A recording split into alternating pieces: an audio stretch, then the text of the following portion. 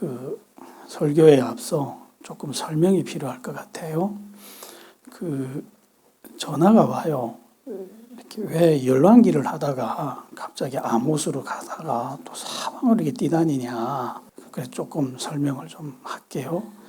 이게 성경에 있는 그 책 순서는 우리가 아는 역사 순으로 배열되지가 않았어요.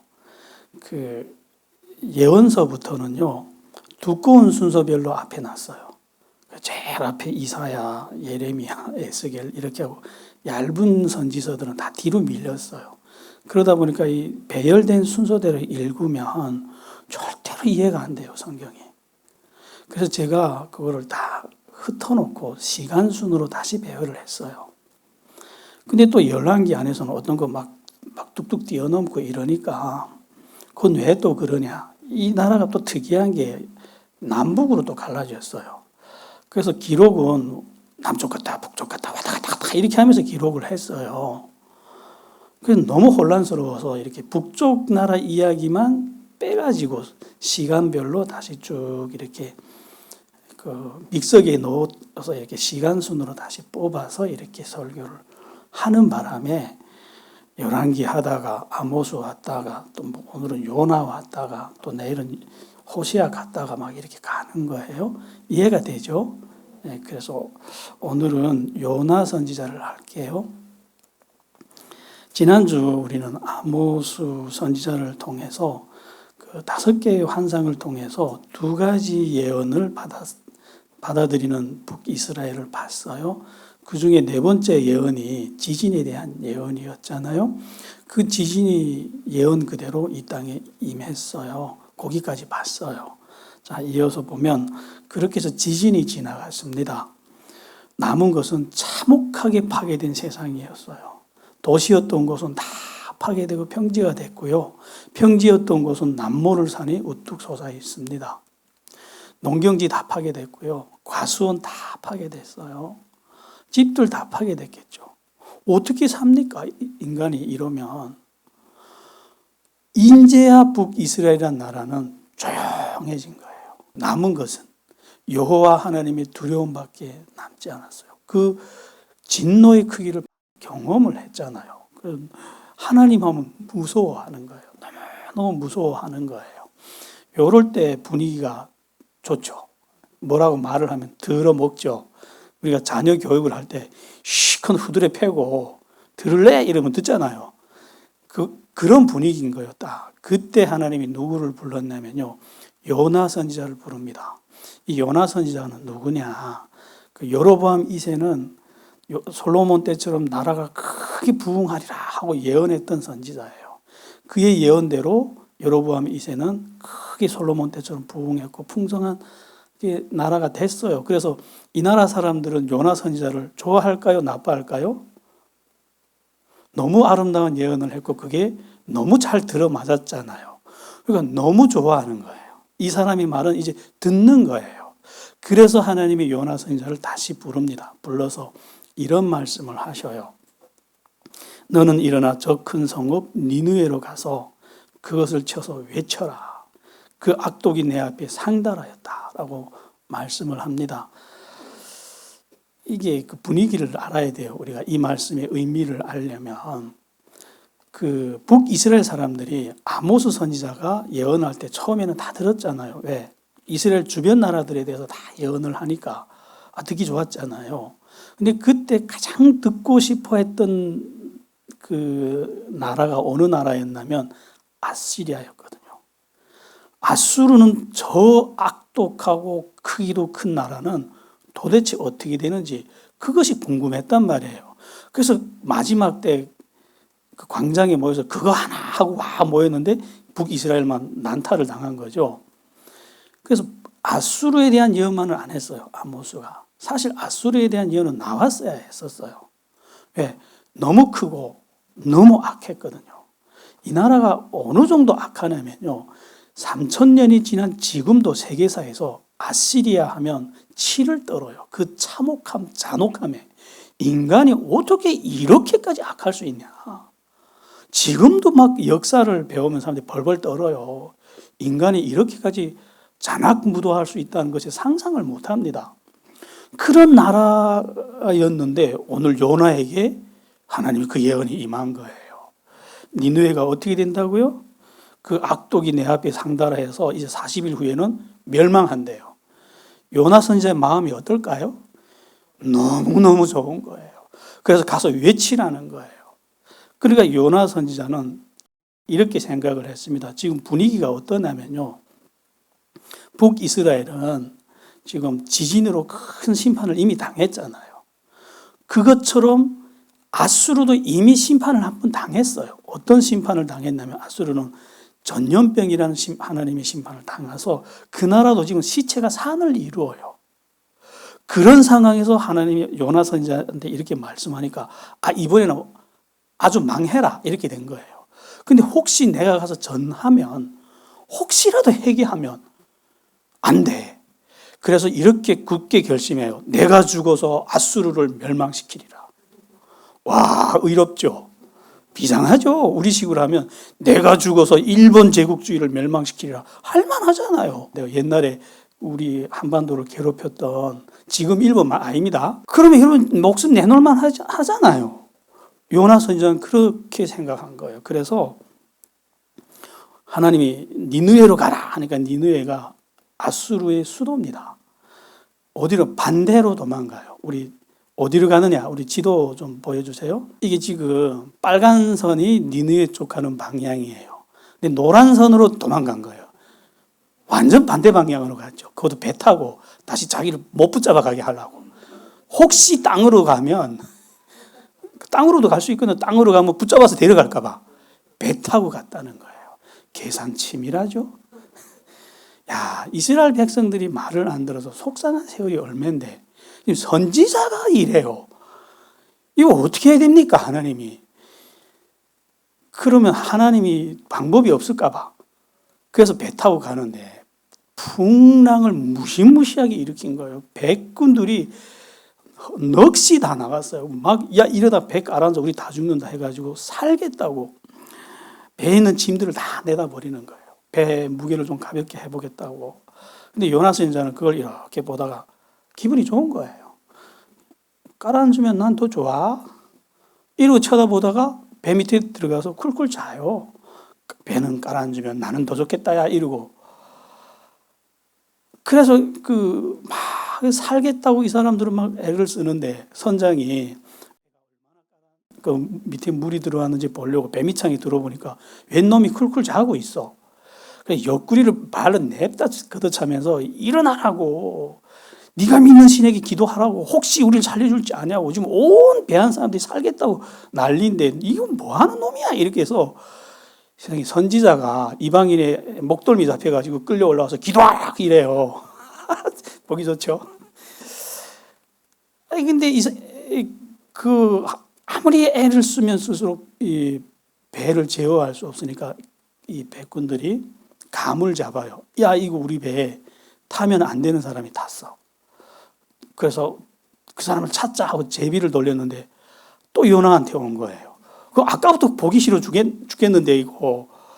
요나한테 오니까 선장이 물어요. 너는 어느 나라 사람이냐 하는 거예요. 그러니까 나는 히브리인이요. 근데 왜? 했더니 나는 땅과 바다를 지으신 여호와 하나님을 섬기는 사람인데 내가 그 신의 명령을 거역하고 지금 이 배를 타고 반대로 도망가고 있다고. 야, 백군들이 기가 막힌 거예요. 왜 놀랬냐면요. 이 백군들이 원래 옛날부터 신을 잘 믿어요. 바다는 예측 불가능한 곳이라서. 근데 정말 많은 신들을 섬겨도 이렇게 무시무시한 신은 처음 만났거든요. 무섭죠? 지금 여러분들 그 태풍 안 만나봐서 그래요. 이게 바다에 가서 파도가 집채만한 게 올라갔다 내려갔다 하면 무섭습니다, 이거. 근데 이런 신도 무서운데 그 신을 거역하고 태연하게 도망가는 이놈은 또 뭐냐고. 그래가지고 너 왜 그랬냐 하고 하니까 내가 죽어서 니느웨를 멸망시키라 이렇게 말하면 맞아 죽잖아요. 뭔 사람이 심보가 이래. 그래서 말을 못하고 가만히 있으니까 어떻게 해야 바다가 잔잔해지겠냐 했더니 나를 들어버리라 그래요. 저 바다에. 지가 뛰내리지. 왜 꼭 버리라 그래요? 뛰내리면 되잖아요, 지가. 심보가 뭔지 아세요? 같이 죽자는 거예요. 같이. 참 못됐죠, 이 사람. 우리보다 못하죠, 선지자가. 우리는 안 그랬을 텐데. 이 중에 아무나 데려가도 이러진 않았을 텐데. 안 그래요? 그래가지고 자기를 버리래. 그러니까 아무리 막대 먹은 백군들이라 해도 어떻게 이 생사람을 이 무서운 바다에 던집니까? 그리고 어떻게 그 말을 이렇게 담담하게 해요, 또? 너무 무섭고 재수없는 거예요, 이거.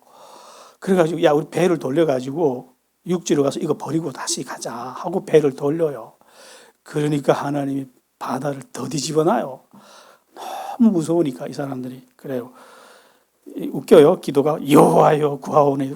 이제 이름을 알았으니까 그 신에게 이 사람 생명 때문에 우리를 멸하지 마옵소서. 이것이 여호와의 뜻인 줄 아나이다고 들어서 버렸어요. 살려고 그랬더니 바다가 거짓말처럼 잠잠해지는 거예요. 거울처럼 잠잠해졌어요. 그러니까 더 무서운 거예요. 파도가 날뛸 때보다 이러면 더 무섭습니다. 정말 이 신의 능력을 받잖아요. 막 진저리 칠 정도로 무서워가지고 이 백군들이 실제로 이래요. 이런 신은 처음 봤으니까 기도를 이렇게 해요. 앞으로는 절대로 그 잡것들 같은 다른 신은 안 섬기고 오직 우리 여호와만 섬기겠다고. 전도 잘했죠. 이 사람이 죽어도 마지막 죽으면서 백군들을 다 전도하고 갔어요. 그래서 바다로 떨어졌는데 이 사람은 그래 나는 죽는구나. 나와 함께 니느웨도 멸망하겠구나. 이러고 비상하게 죽은 거예요. 어떻게 멋있죠? 그리고 바다에 풍덩 빠지는데 뭔가가 새까매졌어 갑자기. 그러면 이게 지옥인가? 이러고 있는데 문제는 숨은 멎었는데 죽지를 않는 거야 이 사람이. 새까만 데 들어가서 물컹물컹한 데 들어갔는데 숨도 못 쉬겠고 답답해 죽겠는데 죽지를 못한다는 거예요. 그래도 버텼어요. 왜? 니느웨가 40일 동안 이 안에서 버티면 니느웨 멸망할 거잖아요. 40일만 버티자. 야, 독한 사람이에요, 이 사람. 그래서 그 안에서 자기 딴에는 한 1년 버텼어, 이 사람. 왜? 니느웨 멸망시켜야 되니까. 1년을 버텼는데 이제 한 1년쯤 지나갔겠구나 해서 니느웨는 이제 망했어. 문제는 자기가 못 죽는다는 거예요. 이거 죽는 것도 아니고 사는 것도 아니고 이런 상태에서 어떻게 삽니까? 그러니까 너무 괴로우니까 여기가 지옥인가 이렇게 생각했어요, 이 사람. 하나님 명령 거역했으니까 천국은 아닐 테고. 그래서 이 사람이 실제로 이 길을 스월이라고 생각을 해요. 그래서 거기서 기도를 해요. 할 일 없으니까 기도를 하는데 진짜 아름다운 노래처럼 시처럼 지어서 길게 기도했더라고요. 이렇게. 그래서 그 한 대목을 읽어보면 이래요.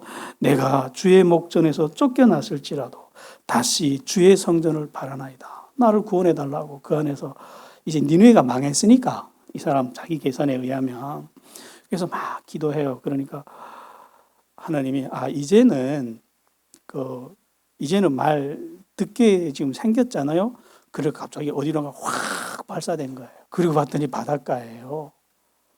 그 다음에 그 바닷가에 나온 그 죽다 살아난 요나한테 하나님이 이렇게 말씀을 해요.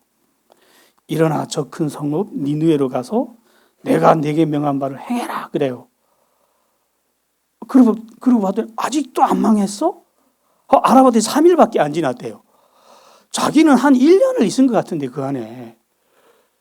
여러분 3일 동안 물고기 뱃속에 있다가 나왔으니까 대단치 않게 보이죠. 이 사람 진짜 의지의 사나이입니다. 3일을 버틴 거. 제가 유튜브에서 이런 거 봤어요. 그 유럽에서 그 무음방이라는 걸 만들었더라고요. 소리가 하나도 없는 방을 만들었더라고요. 그리고 뭐라고 광고를 했냐면 이 방 안에 들어가서 24시간 버티는 사람한테 20억 상금 걸었어요. 자신 있죠? 그 24시간만 가만히 앉아있다 있으면 나오는데 유튜브가 그런 게 있어요. 그래서 호기심 나서 봤더니 최장 견딘 사람이 2시간 반 이상 못 견디더래요. 못 견디더래요. 제일 처음에 딱 들어가면 너무 소리가 없으니까 제일 먼저 심장이 뛰는 소리가 들리더니 피 흐르는 소리 다 들린대요. 사람 미친대요. 그 공포. 못 산대요, 사람이 거기서. 근데 요나 며칠 견뎠다고요? 그 의지가 보이죠.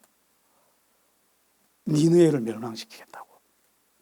이렇게 버틴 거예요. 그리고 정신 차려봤더니 지옥에 있었다고 생각했는데 고작 물고기 뱃속이야. 물고기 뱃속이 이 정도인데 지옥은 얼마나 무섭겠습니까? 그래도 아무튼 지가 생각했던 지옥에서 3일 버티고 온 다음에 하나님이 그렇게 말씀하니까 가요. 이제는 어쩔 수 없이 가거든요. 갔는데 이 니느웨라는 도시가 한 번 가로지르는 데로만 3일 걸린대요. 굉장히 큰 도시죠. 근데 가서 전해요. 40일이 지나면 니느웨가 허물어지리라 그래요. 아이 그랬더니 이 나라 사람들이 반응이 웃기는 거예요. 길 가던 사람들이 다 서요. 일하던 사람 다 멈추고 들어요. 그리고 아이들은 울고 여인들도 울고 다 진지한 목소리로 와서 정말 하나님이 그랬습니까? 하고 너무 잘 물어보는 거예요.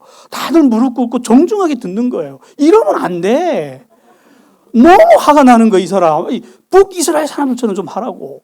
북이스라엘 사람들이 아모스 선지자를 대했던 것처럼 무시하고 멸시하고 막 기등으로도 안 두고 좀 이래야 되는데 너무 잘 듣는 거야. 그러니까 진짜 이렇게 전하다가는 조금만 더 전하면 진짜 회개할 기세거든요. 이러면 안 되겠다고 하루만 전하고 도망가는 거예요. 왕이 소문을 두고 요나를 찾는데 없어졌어 벌써. 그러니까 왕이 명령을 하는데 온 나라에 이렇게 명령을 합니다. 사람이든 짐승이든 소떼나 양떼나 입에 아무것도 먹지 마. 물도 마시지 말고 다 굵은 배를 입고 재에 앉아서 이때까지 손으로 행하던 모든 악한 일을 멈춰. 그리고 우리가 하나님께 기도하자. 혹시 그 하나님이 이 진노를 돌이켜서 우리를 멸망시키지 않을 수도 있지 않겠냐.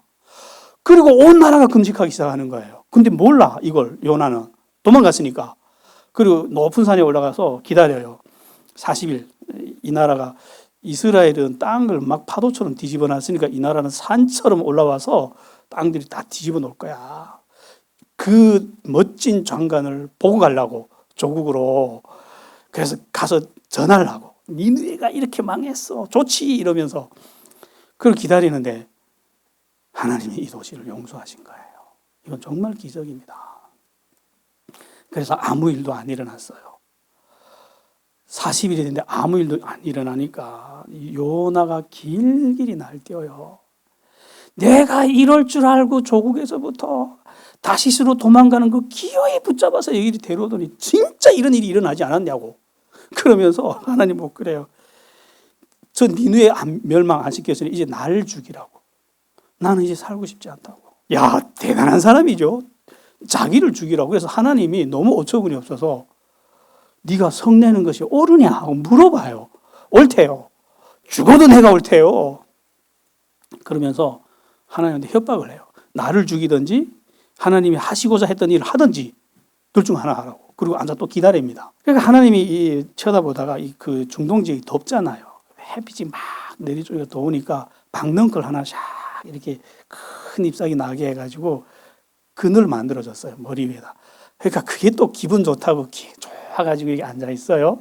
그 다음날 벌레 하나를 준비해서 갉아먹어서 줄기를 싹 시들어 버리게 했어요.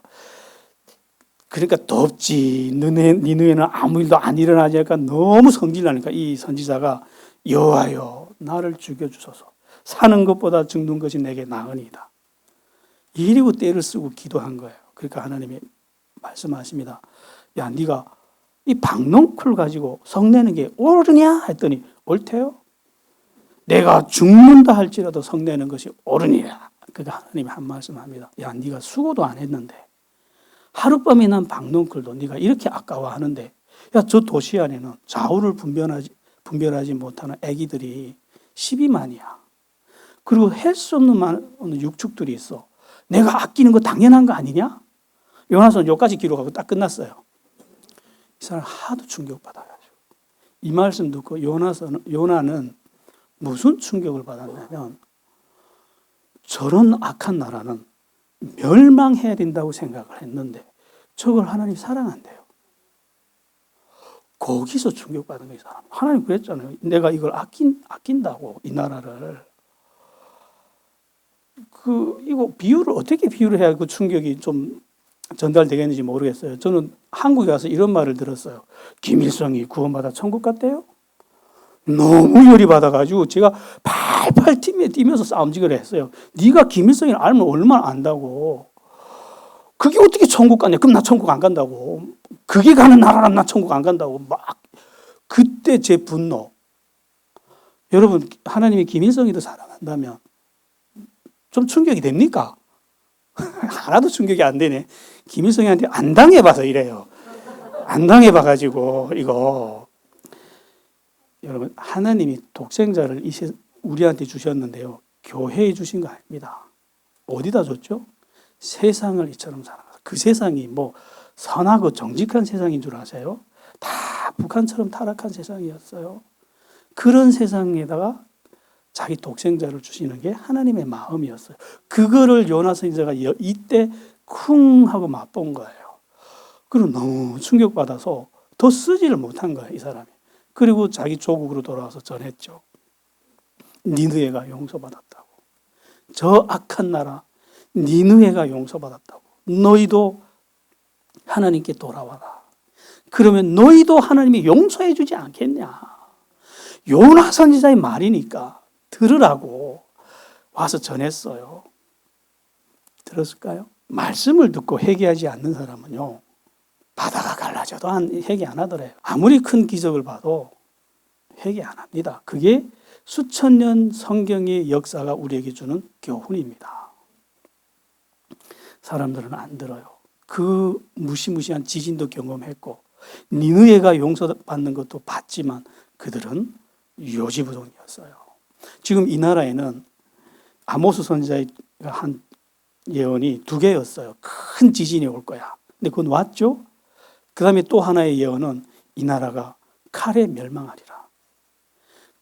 아니, 4번째 예언이 왔으면 5번째 예언 온단 말이에요? 안 온단 말이에요? 그게 지금 눈앞에 와 있던 건 너무나도 자명한 일인데, 그러니까 마지막에 이제 너는 회개해. 그러면 거기서 살 수 있어. 하고 전했는데, 요나 선지자를 통해서 안 들었다는 거예요. 그러니까 아모스 선지자의 5번째 예언이 작동을 시작합니다. 아모스서 6장에 하나님이 이렇게 예언을 했거든요. 내가 한 나라를 일으켜 너희를 칠 것이다. 그 한 나라가 바로 아수르였어요. 병든 사자 아수르를 다시 부흥시키는 거예요, 하나님이. 아수르가 갑자기 무서운 기세로 부흥하기 시작했습니다. 이건 이 나라의 멸망의 징조였어요. 근데 하나님의 말씀에 눈을 감고 귀를 닫으니까 다 같이 못 보고 못 듣는 거예요. 자기들이 멸망이 눈앞에 왔는데. 호세아서로 넘어갈게요. 이제부터 호세아서 1장으로 갑니다. 북이스라엘 왕들은요, 대부분 명이 짧아요. 세상에 북이스라엘 왕만큼 그 죽기 딱 좋은 자리가 없어요. 그래서 대부분 반란에 의해서 죽었고요. 그렇지 않으면 이상한 병에 걸려서 죽어요. 근데 가장 운 좋았던 사람이 반란도 안 당하고 병도 안 걸린 사람이 누구죠? 예, 아시네요. 여로보암 2세. 이 사람은 무병장수했고요. 나라가 솔로몬 때처럼 태평했고 부강했어요. 이 사람은. 그래서 여로보암 2세 때는요, 정말 잘 살았는데 부자는 끝도 없이 부자가 됐고요. 가난한 사람은 점점 쪼그라들다가 신발 한 컬의 값밖에 안 돼요. 그러니까 부자들이 이 왕을 좋아했을까요? 나빠했을까요? 너무 좋아하죠. 너무 칭송하는 거예요. 저 왕이 잘 다스려서 우리가 이렇게 부자 됐다고. 근데 이제 이 나라는 이제 멸망이 눈앞에 온 상황이에요. 그래서 하나님이 정말 마지막 선지자를 불러요. 그게 호세아였어요. 북이스라엘의 마지막 선지자 호세아를 불러서 호세아 선지자한테 이런 말씀을 합니다. 하나님이 너는 가서 음란한 여자를 아내로 삼아 음란한 자식들을 낳아라. 여러분, 이게 자신 있는 사람 이거. 자, 요나 할래요? 호세아 할래요? 물고기 배 안에 3일 들어가 있을래요? 아니면 음란한 여자하고 결혼해서 살래요? 요나가 일부 예배 때도 다 요나가 쉬워 보여가지고 요나 할래요? 이런데 2시간 반 못 버텼다고요. 20억 준다는데 그런데 들어가서 3일을 버텨야 됩니다. 호세아 선지자가 멍했어요. 이게 하나님의 음성이 맞나 이거? 그런데 하나님이 또 멍해 있는 이 사람한테 이렇게 말씀해요. 이 나라가 여호와를 떠나 크게 음란했기 때문이다. 그래가지고 이 사람이 어떻게 순종해야죠. 하나님의 말씀이니까 선지자인데.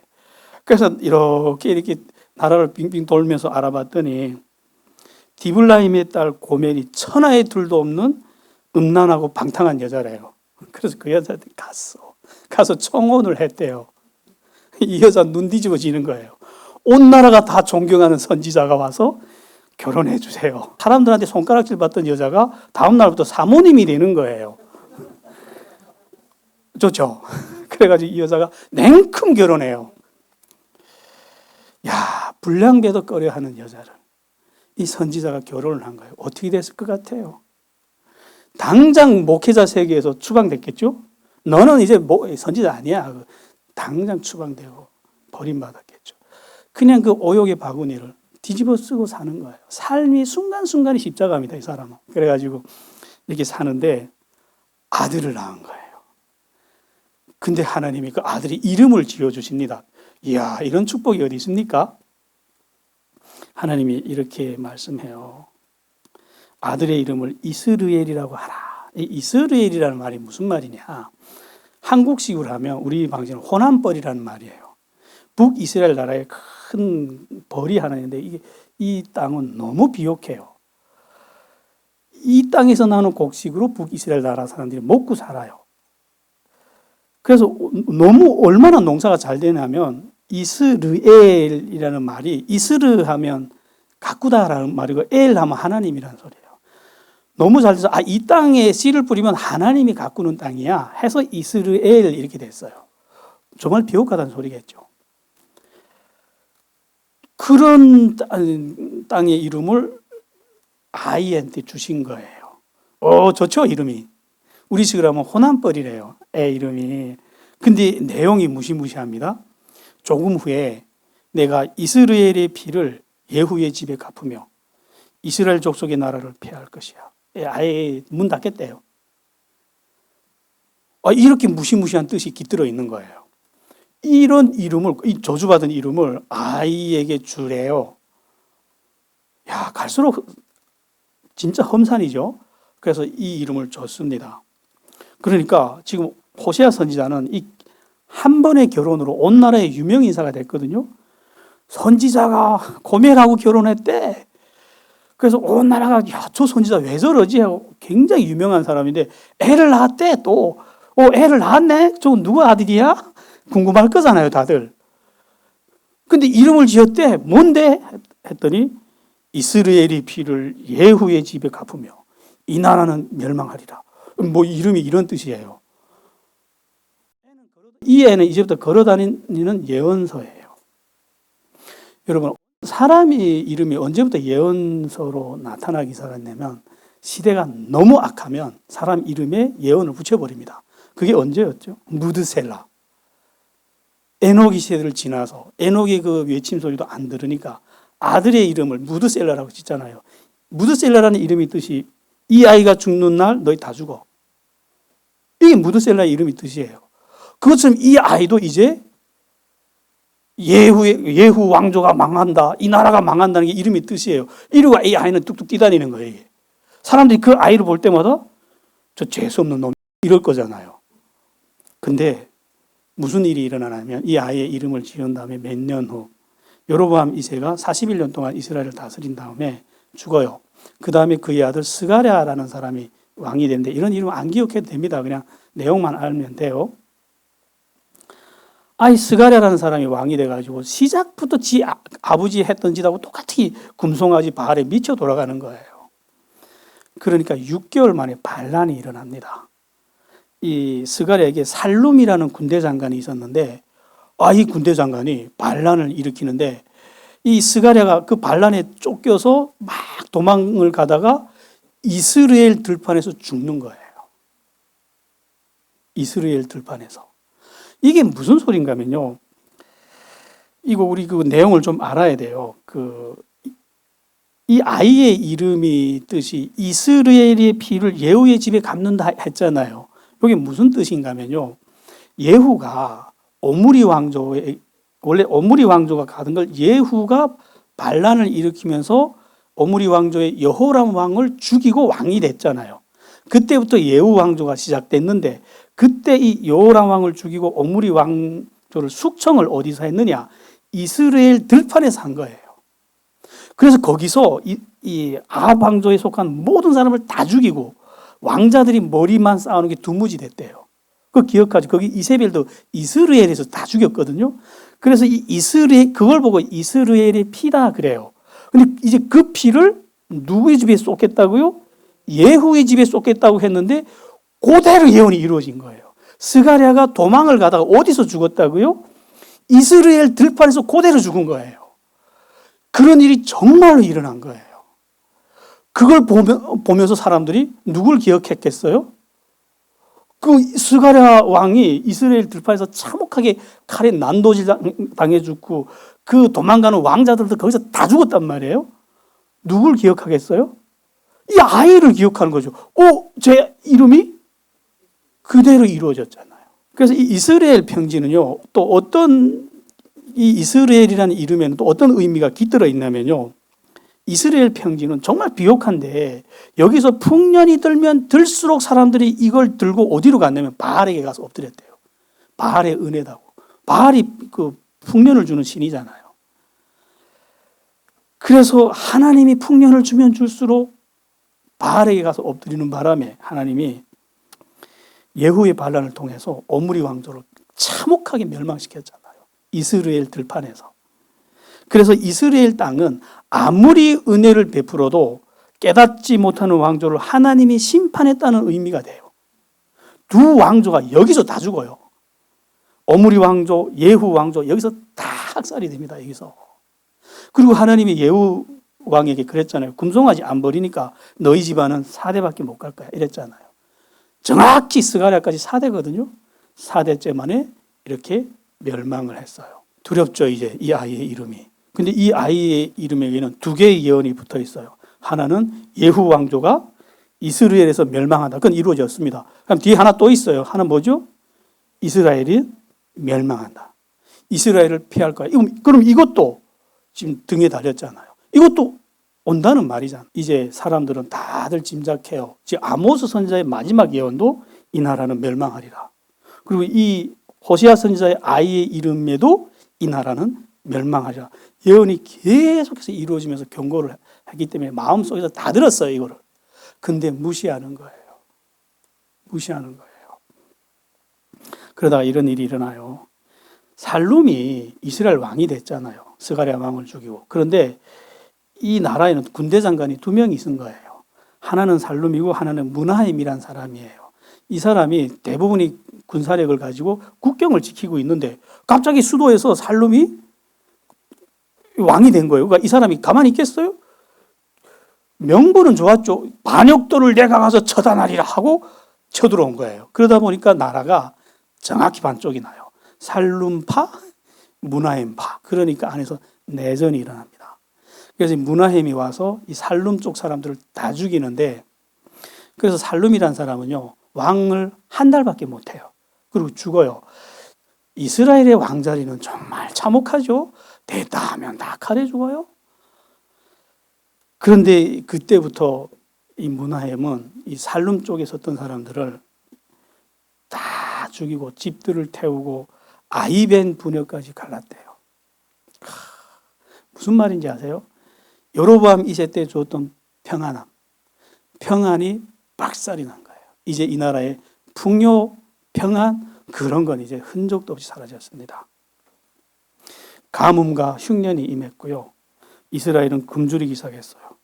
그래도 이 나라 사람들은 금송아지와 바알에게 엎드렸습니다. 이만하면 기적 아니에요? 안 듣는 것도? 이만하면. 오늘은 여기까지 할게요. 여기까지 들으면서 무슨 생각이 들어요, 여러분들은? 야, 왜 저렇게 안 듣지?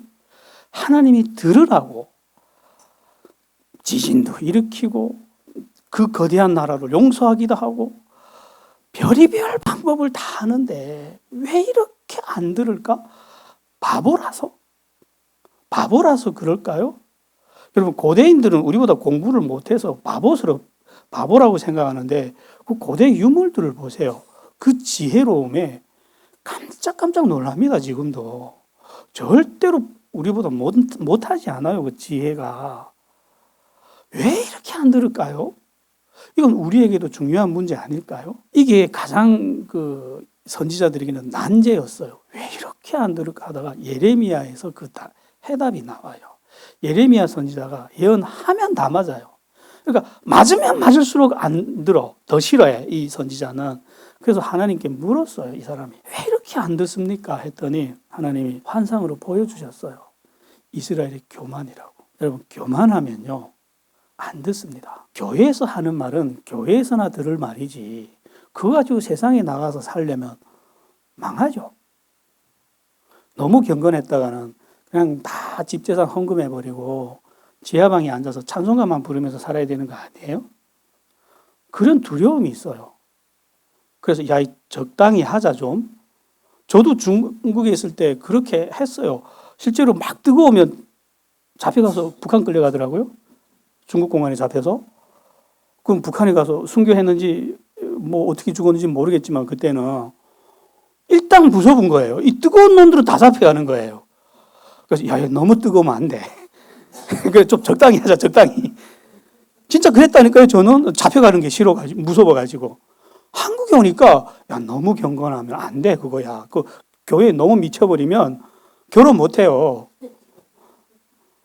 그런 여자들하고 남자들하고 결혼 싫어하더라고요. 왜?